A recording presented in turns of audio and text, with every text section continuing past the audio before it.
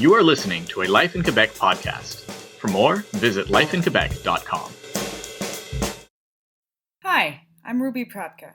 The article you're about to hear, Thriving After Domestic Violence, One Québécoise's Story, was written by me and appeared in the July 2015 edition of Life in Quebec magazine. Charlotte Habiger was putting clothes in the washer when she realized something wasn't right. I wanted to put it on hot because it needed to be washed in hot water, but I was like, oh my gosh, if my husband finds out, there's going to be trouble. She sat down for a few minutes and realized she was terrified. I thought, is he actually going to beat me? Well, no, but he'll be angry.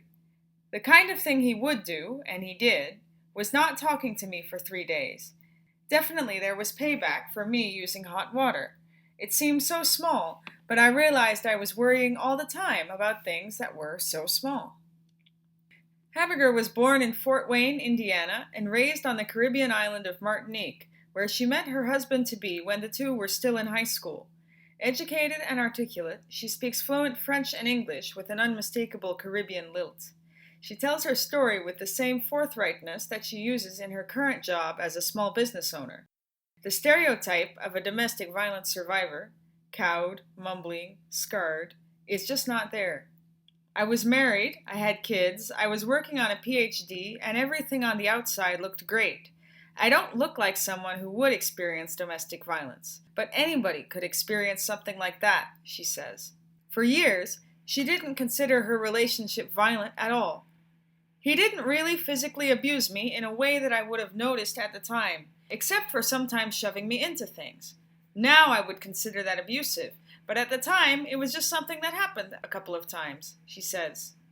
For the longest time, he didn't hit me, and he didn't do the kinds of things that you see in the movies. I thought, don't arguments happen in all relationships? The last straw, she says, was when she noticed the rest of her family suffering as a result of her then-husband's behavior. He was taking it out on the kids, and at first I didn't intervene for a number of reasons that made sense to me at the time, until the day that I did. His reaction to me trying to stand up for my son was to look at me for a second, shove me into the wall, and walk away. This was the person I'd been with for 15 years at that point. It had never happened like that, and then I saw him do it. And that really was the point of no return. 3 months later, over the Christmas holidays, she packed a bag of clothes and supplies for her children, who were 8, 2, and less than a year old at the time, and moved to a women's shelter.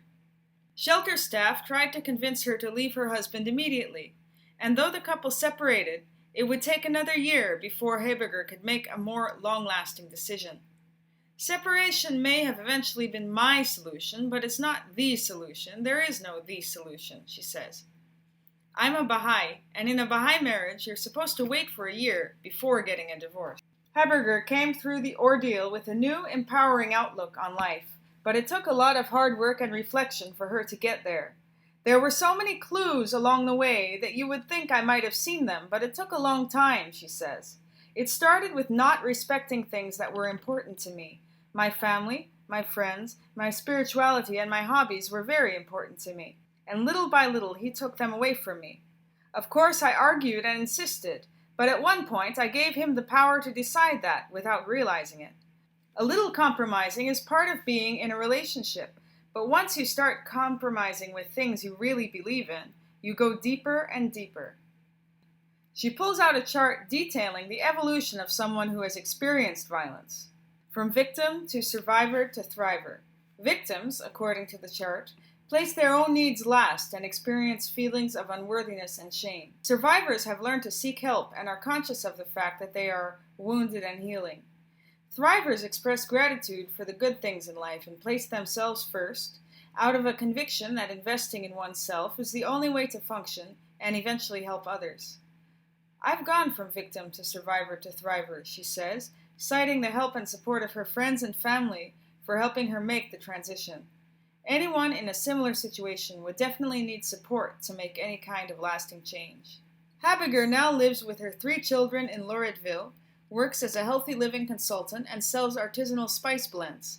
She's started planning a trip to China, where her parents now live. My future plans are making everything better and taking time to enjoy it, she says. In the past years, she has founded a networking circle for female entrepreneurs and started speaking out about her experiences. I don't know if I'm an activist, but I would like people to know what domestic violence is, what it isn't, and how it can affect anybody. By sharing her story, Habiger hopes to contribute to improving the lives of others because, as she says, I would rather my life be useful. Thank you for listening to the Life in Quebec podcast. For more news, commentary, editorials, and opinion, visit lifeinquebec.com/podcast.